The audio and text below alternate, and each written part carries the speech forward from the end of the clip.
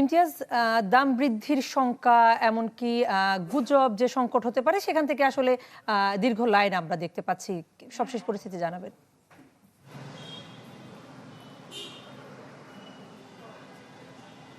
কনা, আপনি যেমনটি বলছিলেন একেবারেই একটি দাম বৃদ্ধির যে আতঙ্ক, সেই আতঙ্কগ্রস্ত হয়েই কিন্তু ভোক্তারা গতকাল রাত থেকে আজকে শুক্রবার দীর্ঘ লাইনের কিন্তু সৃষ্টি হয়েছে এবং এই লাইনটি সাধারণ দিনে কিন্তু দেখা যায় না। আপনি আমার পিছনে দেখতেই পাচ্ছেন যে একটি দীর্ঘ লাইন, এখানে শুধুমাত্র মোটরসাইকেল নয়, মোটরসাইকেলের সাথে রয়েছে প্রাইভেট কার যেগুলো রয়েছে, সেটারও কিন্তু একটি দীর্ঘ লাইন রয়েছে এবং সেটি হচ্ছে যে তাদের কাছে আমরা তাদের সাথে আমরা কথা বলেছি এবং তারা বলেছে যে এই যে ইরান ইসরায়েল আমেরিকার যে যুদ্ধ, এই যুদ্ধকে কেন্দ্র করে হরমুজ প্রণালীতে তেলের ট্যাঙ্ক আটক, এছাড়াও ইউরোপে তেলের দাম, জ্বালানি গ্যাসের দাম বাড়তি, এই সকল খবর শুনে তারাও কিন্তু আতঙ্কগ্রস্ত হয়েছে এবং সেই আতঙ্কগ্রস্ত হয়েই কিন্তু তারা হচ্ছে যে ফিলিং স্টেশনে আসছে এবং প্রয়োজনের তুলনায় তারা কিন্তু অতিরিক্ত তেল সংগ্রহ করছে এবং সেটা মজুত করে রাখছে। এবং এখানে যে ঊর্ধ্বতন যে কর্মকর্তা বা এই ফিলিং স্টেশনের যে দায়িত্বপ্রাপ্ত কর্মকর্তা রয়েছে তার সাথে আমরা কথা বলেছি এবং তার সাথে কথা বলে যতটুকু জানতে পারলাম, তিনি বলছেন যে মানুষ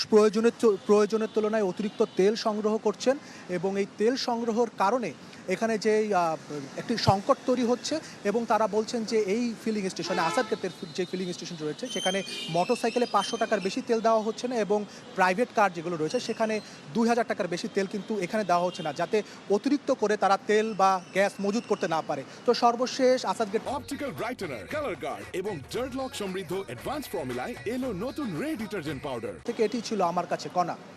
ইমতিয়াজ, আপনাকে ধন্যবাদ। খুলনা থেকে আমাদের সঙ্গে যুক্ত আছেন বেলাল হোসেন সজল। খুলনার পরিস্থিতি জানাবেন।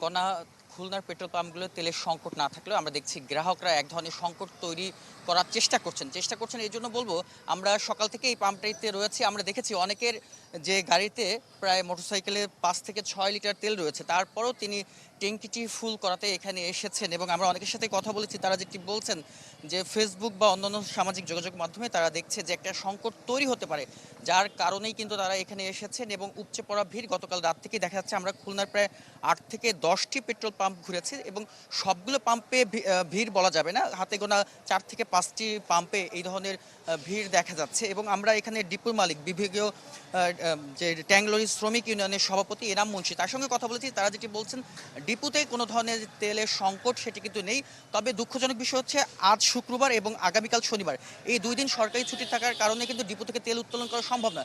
ফলে যারা পেট্রোল পাম্প মালিকরা রয়েছে তারা যেটি বলছেন, যেই পরিমাণ তেল গ্রাহকরা সংগ্রহ করছে, আজকেই তাদের যে অকটেন এটি কিন্তু শেষ হয়ে যাবে। ফলে আগামীকাল শনিবার যেহেতু পাম্প ডিপো থেকে তেল নেওয়া যাচ্ছে না, ফলে আগামীকালকে যে একটা সংকট সেটি দেখা যেতে পারে। ফলে আতঙ্ক যেটি চলছিল সেটি কিন্তু আরও বড় আকারে আতঙ্ক হওয়ার কিন্তু একটা শঙ্কা রয়েছে। ফলে মানুষের মধ্যে সংকট না থাকলে যে উদ্বেগ বা সেটি কিন্তু আরও বেশি ভয়ানক হতে পারে, যেহেতু আজকে সবাই তেল নিয়ে যাচ্ছে এবং তারা যেটি বলছেন রবিবারে কিন্তু স্বাভাবিকভাবে যে তেল সেটি কিন্তু আবার ডিপো থেকে সকালবেলা দেওয়া হবে এবং এখন পর্যন্ত কোনো ধরনের কিন্তু খুলনার যে পেট্রোল পাম্পগুলোতে এখন তো তেল দেওয়া বন্ধ হয়নি এবং ডিপো থেকে সংকট নেই বলে কিন্তু জানিয়েছেন। তো সব মিলে আমার কাছে খুলনা থেকে ছিল।